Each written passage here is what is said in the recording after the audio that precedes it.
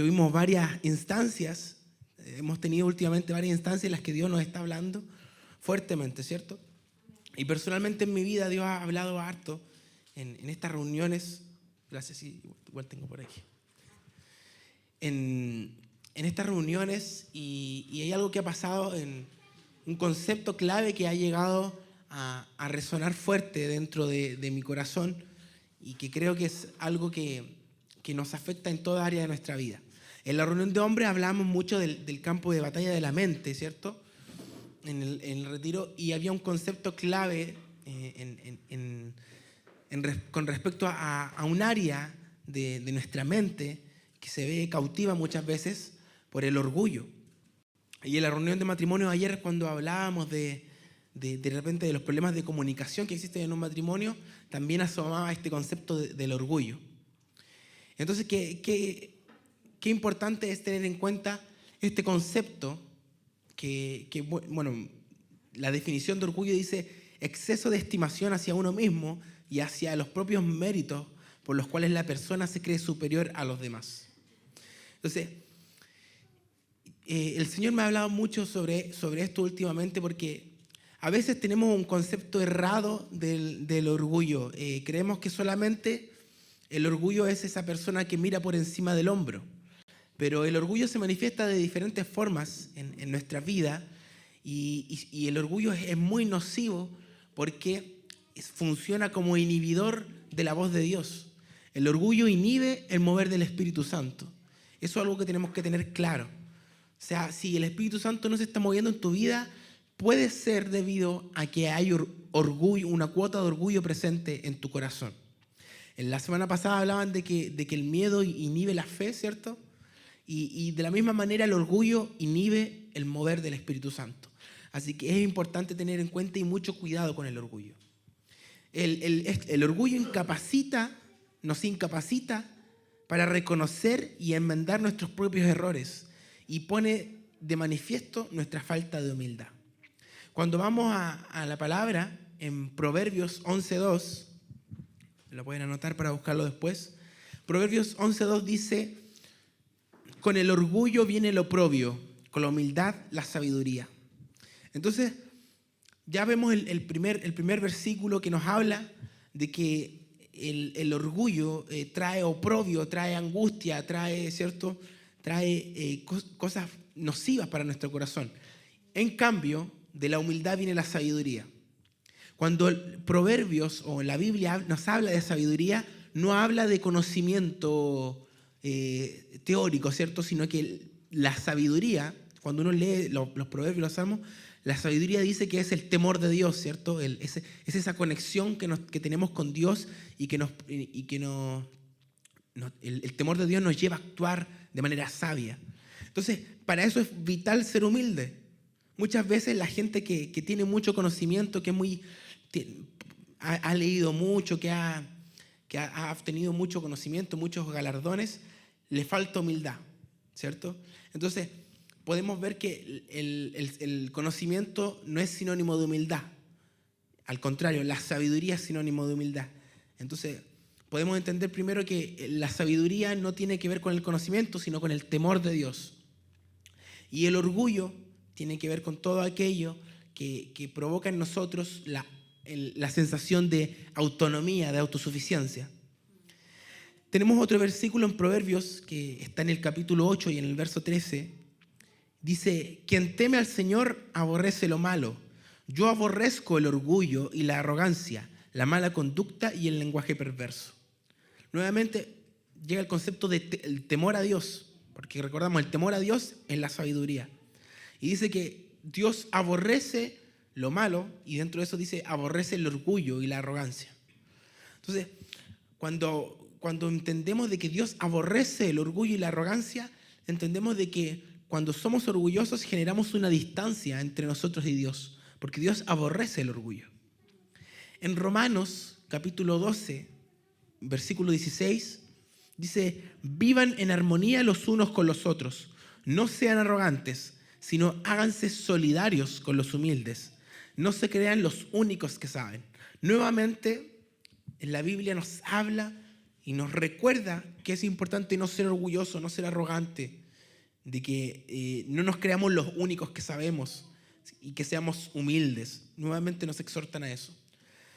En Proverbios 29, 23 dice: el altivo será humillado, pero el humilde será enaltecido. Este concepto de mundo al revés lo hemos escuchado muchas veces en la Biblia, de que los últimos serán los primeros, ¿cierto? De que Él tomó lo vil para enaltecerlo. Y aquí nos vuelve a decir: el que es altivo va a ser humillado y el que es humilde va a ser enaltecido. Porque para Dios es importante que el humano entienda que para poder tener acceso a la presencia de Dios, la humildad es básico y primordial. Y nuevamente nos recuerda que el orgullo forma una barrera entre Dios y el hombre. En 2 Corintios 10, 17 dice: más bien, si alguien ha de gloriarse, que se gloríe en el Señor, porque no es aprobado el que se recomienda a sí mismo, sino aquel a quien recomienda el Señor. Nuevamente nos hace ver de que el ser humano tiende, cuando tiene triunfos, tiende a gloriarse a sí mismo, tiende a recomendarse a sí mismo, ¿cierto? Pero Él nos recuerda que la gloria siempre es de Dios, ¿cierto? Y tenemos que recordar que es Dios el que promueve y no nosotros mismos. Tenemos otro versículo en Proverbios, que es Proverbios 18, 12. Dice: al fracaso lo precede la soberbia humana, a los honores le precede la humildad. Y aquí podemos encontrar este proverbio que es una realidad, que dice que al fracaso lo precede la soberbia humana. En la historia de las guerras, los más grandes fracasos que han habido han sido por soberbia. O sea, Napoleón perdió su batalla en Rusia por soberbia, porque creyó que su ejército era lo suficientemente fuerte y que nada lo podría detener. Y su soberbia lo llevó a atacar en tiempos de invierno. ¿Y qué provocó esto? Que en invierno arrasara con sus tropas y no obtuviera la victoria. De la misma manera, la soberbia consumió a Alejandro Magno, consumió a Hitler, consumió a los grandes estrategas que tenían grandes ejércitos y creían que lo podían lograr todo, y se pusieron soberbios y vino el fracaso. Como siempre, mi papá también nombra la cita del creador del Titanic, ¿cierto? Que dijo que ni Dios podría hundir su barco, y luego fue hundido. La soberbia es esa antesala al fracaso. Cualquier persona que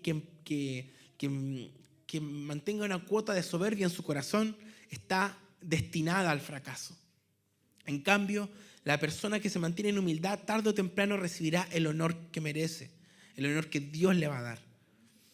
En 1 Corintios 1:28 tenemos otro versículo que nos dice: también escogió Dios lo más bajo y despreciado y lo que no es nada, para anular lo que es, a fin de que en su presencia nadie pueda jactarse. Dios no quiere personas que se jacten de sí mismos. Dios, si podemos ver, ha sido muy enfático con este tema de que nadie se jacte a sí mismo, que nadie se gloríe a sí mismo. Porque hay algo que Dios no puede conciliar, es el de que alguien robe la gloria que le pertenece a Él. Si vemos la Biblia, ¿por qué el diablo, Lucifer, fue echado del cielo? Porque quiso robarse la gloria para sí mismo. Es algo que Dios no puede soportar, no puede tolerar, el que alguien quiera robarse esa gloria que solamente y únicamente le pertenece a Él. Y el ser humano tiene esa pequeña tendencia al orgullo y a la soberbia y al vanagloriarse. Y por eso Dios es enfático en reiterarnos: no se gloríen a sí mismos, no se ensoberbien, no se enorgullezcan, porque eso genera una distancia automática entre Dios y el hombre. Proverbios 16:5 dice: abominación al Señor es todo lo que es altivo de corazón, ciertamente no quedará sin castigo. Es fuerte esto que estamos leyendo. Dice que todo lo que es altivo de corazón es abominación para Dios. Más de alguna vez hemos detectado un poco de orgullo en nuestro corazón y se han detenido a pensar que cuando somos orgullosos somos abominación para Dios. Fuerte. Y Proverbios 16:5: abominación al Señor es todo lo que es altivo de corazón, y agrega: ciertamente no quedará sin castigo. no quedará sin castigo. Salmos 136:6 dice: aunque el Señor es grande, se ocupa de los humildes, pero se mantiene distante de los orgullosos. Y con este versículo quería cerrar porque a mí siempre me ha marcado este versículo. Porque yo creo que no debe haber algo más terrible de que el Señor mantenga distancia de uno. Como cuando uno estaba en el colegio y era ignorado por los compañeros, le hacía la ley del hielo y nadie quería sentarse cerca tuyo, no te elegían para los partidos, ¿cierto? Eso duele, ¿cierto? Cuando la gente mantiene distancia de ti, cuando te dejan solo, alejado. Y el hecho de sentir de que Dios se mantiene distante de mí me provoca pánico y me provoca una profunda tristeza. Y entonces me lleva a pensar que qué alto es el costo del orgullo, la distancia de Dios. Y muchas veces hemos pasado por desiertos, ¿cierto? Decimos que no escuchamos la voz de Dios, que no sentimos su presencia, que tal vez nos sentimos abandonados por Dios. Y a lo mejor esa es una invitación o una red flag, ¿cierto? Una bandera roja que te dice, a lo mejor debemos analizar nuestro corazón y ver dónde está a lo mejor esa raíz de orgullo que contamina nuestra vida y que genera esta distancia entre nosotros y Dios. Es importante dejar el orgullo fuera de la iglesia. La iglesia muchas veces ha sido consumida por el orgullo y eso nos ha afectado profundamente. Hay otro versículo que no lo tengo aquí, que me gustaría que alguien lo busque, que es Proverbios 6:16. Si alguien lo puede buscar.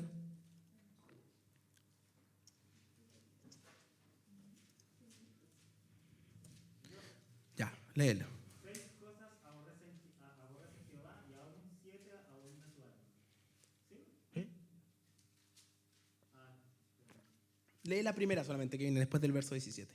los ojos altivos, la lengua mentirosa, las manos derramadoras de sangre y más. Bien. Bueno, aquí empieza a enumerar esas 6 cosas que aborrece Jehová, pero la primera que aborrece más, dice, que son los ojos altivos. E incluso la nombra primero que a lo mejor la más fuerte que podríamos ver nosotros, que las manos derramadoras de sangre inocente, ¿cierto? Hay varias cosas terribles que menciona aquí que Dios aborrece, pero la primera que menciona, y Dios nunca hace, cuando Dios pone orden o cosas, siempre lo hace con una estrategia. O sea, no lo hace por casualidad. Y si pone primero que lo que más aborrece son los ojos altivos, es por algo. Y hoy día quiero que nos invitarlos a adentrarnos en esto, porque muchas veces pensamos en el orgullo como algo normal, lo normalizamos como parte de nuestra personalidad, como parte de nuestro carácter, y lo normalizamos a tal punto de que nos preocupamos más por otros pecados que aparentemente son más terribles, ¿cierto? Pero que no generan lo mismo en el corazón de Dios. Y es muy peligroso caer en ese engaño del enemigo que nos permite transar con el orgullo, pensando que no es algo tan terrible. Entonces, el orgullo afecta en distintos niveles, en distintas esferas.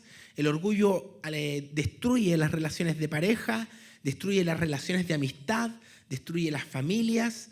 ¿Por qué? Porque generan separaciones, generan divisiones, genera distanciamientos. Yo recuerdo peleas que tuve con amigos y que por orgullo estuvimos meses sin hablarnos. Y si no fuera porque Dios al final obró en la vida mía, obró en la vida de él, quizás esa amistad se hubiese perdido. Y así de nocivo es el orgullo, que a pesar de que puede haber una amistad de años, muchos momentos felices, mucho cariño, el orgullo te lleva a cerrarte a todo y a generar una barrera que no es fácil de derribar. Y si pudo pasar con un amigo, puede pasar con una pareja, puede pasar con un hijo. Muchas veces hay relaciones de padre e hijo que se han roto producto del orgullo. Entonces, es tan nocivo el orgullo y podemos verlo en la génesis de todo, que cuando comenzó, Dios creó el mundo, al hombre, a la mujer, en el jardín del Edén, ¿cierto? Cuando estaban Adán y Eva, en el huerto y pecaron, ¿cierto? Y se rebelaron contra Dios, fue el orgullo el que los separó y los sacó del jardín. ¿Y por qué? Porque una vez escuchaba a un pastor que decía, que había escuchado muchas veces, la gente dice, ¿por qué, si Dios es tan misericordioso, por qué no perdonó a Adán y Eva y les dio una segunda oportunidad en el jardín? Y el pastor decía, yo me puse a meditar en esto y me puse a leer el texto bíblico y dice, Dios lo más probable es que hubiese perdonado y dado una segunda oportunidad a Adán y Eva, pero el problema es que cuando Dios confrontó a Adán y Eva, ninguno de los dos pidió perdón. Ninguno de los dos fue capaz de ser humildes y pedirle a Dios una segunda oportunidad. Al contrario, primero se escondieron de él. En segundo lugar, echaron la culpa al otro y no asumieron su culpa. Símbolos de orgullo. Y vuelvo a decir, porque a veces creemos que el orgullo es solamente esa persona estoica, con pecho inflado, que está ahí al frente, pero no. Esconderse también es un síntoma de orgullo. El no querer dar la cara frente a un error es orgullo. A veces creemos, ay, no, es que se escondió, pobrecito, ese es humilde. No, eso es orgullo. Porque es un orgullo disfrazado de humildad, que nos queremos esconder porque tenemos miedo, pero es orgullo en el fondo, disfrazado. Cuando le echamos la culpa a otro, es orgullo manifestándose porque no queremos asumir la culpa de nuestras acciones. Entonces, Dios pudo haberle dado una segunda oportunidad a Adán y a Eva. El problema es que ellos fueron orgullosos y nunca pidieron perdón, nunca pidieron una segunda oportunidad. Y se ensoberbiaron, ¿cierto? Y se creyeron el cuento de que podían ser igual que Dios. Entonces, muchas veces la gente cuestiona estas cosas y no se da cuenta del orgullo que tienen dentro de su corazón. Entonces, finalmente podemos darnos cuenta que el orgullo no fue lo que nos sacó del jardín. Es la idea que el diablo implantó en las cabezas de Adán y Eva de que podían ser como dioses, que podían ser iguales a Dios o más.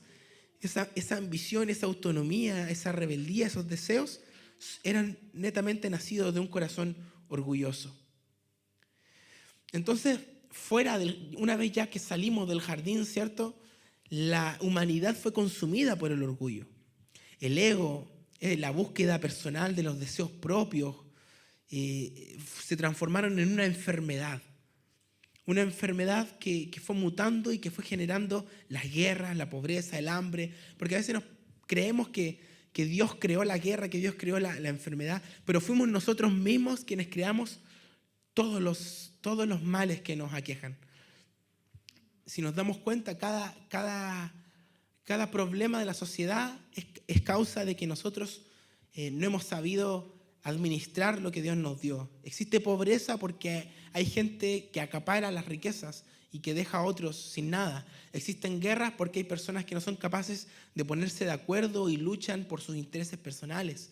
Entonces el hombre empezó a producir toda la maldad del mundo a raíz del orgullo. Y entonces Dios vio que este mundo, que estaba enfermo de orgullo, y al ver esto dijo, necesitamos inyectar un antídoto, una cura para este orgullo. Y entonces todos sabemos que Dios envió a su Hijo como cura a esto, envió al ser más humilde que podríamos conocer, ¿cierto? Jesús, que vino acá a pisar la tierra y vino al mundo humildemente, ¿cierto? Todos conocemos la historia, vino en un pesebre, vino en una familia de no muchos recursos, de un padre carpintero, de una mujer que no era de la alta sociedad, a nacer en una zona de Israel que era un pueblito, ¿cierto? Un pueblito que la gente diría algo bueno vendrá de este pueblo, ¿cierto? Era un pueblo menospreciado, un pueblo pequeño. Entonces, por todos lados, Dios nos trató de enseñar algo. Dijo, el Salvador del mundo va a venir en formato humilde porque a ustedes les falta humildad. A ustedes les falta de esto. Ustedes desean riqueza, ustedes desean que venga un rey con oro y con un caballo y que con un ejército, pero yo les voy a enviar algo distinto. Algo que rompe con sus esquemas, que rompe con sus deseos de orgullo. Claro. Entonces, vino Jesús y vivió humildemente, no buscó lujos, no buscó riqueza, ni tampoco buscó reconocimiento de sus milagros. Jesús, cuando sanaba a alguien, le decía: vete y no peques más, no le cuentes a nadie al principio, ¿cierto? Lo único que decía es: cuenta que eras ciego y que ahora ves. Pero no buscaba un reconocimiento por los milagros que hacía. No buscaba que le dijeran: oh, este es el más grande, este es el que hace los milagros.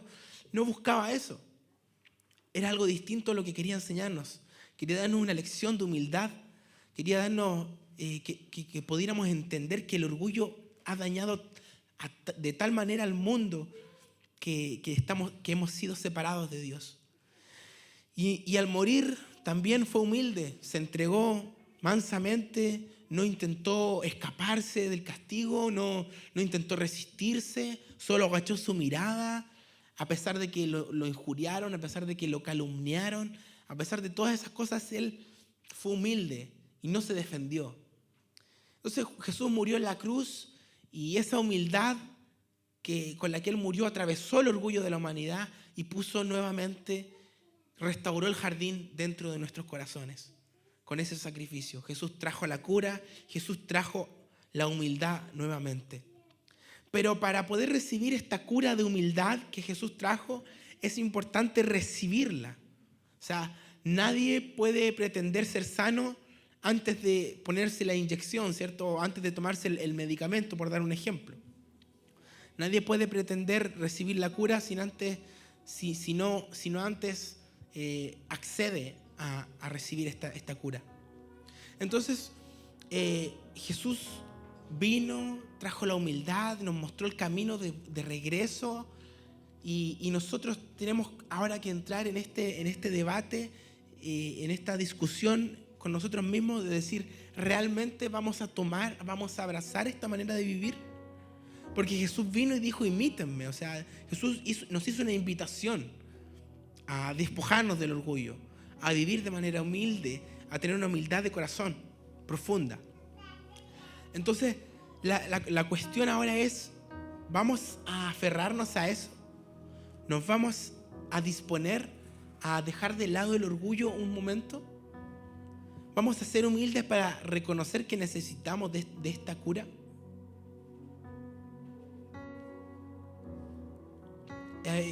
Hace un tiempo vi un video de un debate entre un ateo y un cura que hablaban sobre este debate de creer en lo espiritual. El ateo hablaba de que no existe lo espiritual, sino que todo tiene una explicación física y material. Y lo encontré súper bueno porque el cura se nota que tenía harto conocimiento, y él le decía que todo lo que existe materialmente en esta tierra era explicado por las tres leyes fundamentales, que eran las leyes de la electromagnética, de la nuclear simple y nuclear fuerte, algo así era. Y que todo lo que percibimos, que tocamos, tiene una explicación de acuerdo a estas tres leyes. Y entonces el cura le decía: ¿estamos de acuerdo en esto? Y el ateo le decía: estamos de acuerdo. Ahora explícame cómo explicarías la poesía dentro de estas tres leyes. Y el ateo no podía responder. Y le decía: explícame un sentimiento a través de estas tres leyes. Y el ateo no podía explicarlo. Entonces le decía: no todo tiene una explicación material. Por lo tanto, esto quiere decir que no todo es material, sino que hay un ámbito espiritual. Y el ateo decía: no.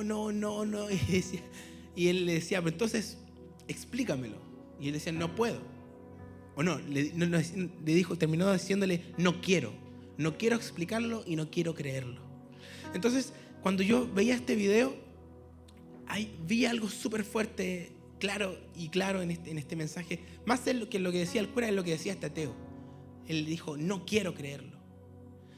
Y ahí podemos ver esa raíz de orgullo patentada en el hombre, que simplemente dice: no quiero creer, no quiero ceder ante mi convicción, no quiero ceder ante mi manera de vivir, no estoy dispuesto a ver la realidad.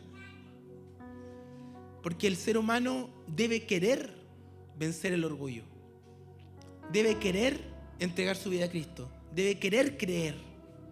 Pero lo que pasa es que el hombre no quiere dar su brazo a torcer. Es tanto el orgullo que hay en sus corazones que no quieren creer que hay un Dios, que no quieren creer que dependemos de Él, que no quieren creer que fuimos creados y que tenemos un propósito. No quieren creerlo. Entonces, es importante entender esto.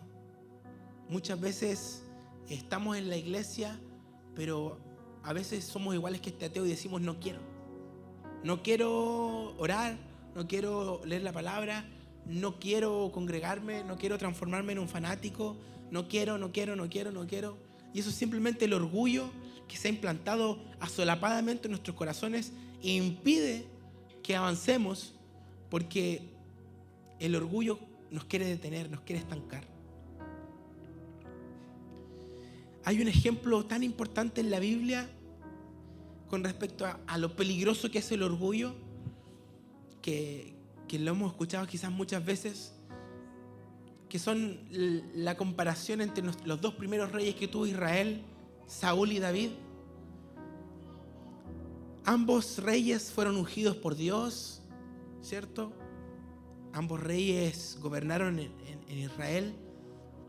Ambos se equivocaron feamente. Saúl desobedeció las órdenes de Dios y fue quitado de su trono. Y David también. Todos sabemos lo que hizo David. Pero si nos ponemos a analizar en profundidad los errores de David y los errores de Saúl, podemos ver que los errores de David son 1000 veces más graves que los de Saúl. David fue un adúltero, David fue un asesino.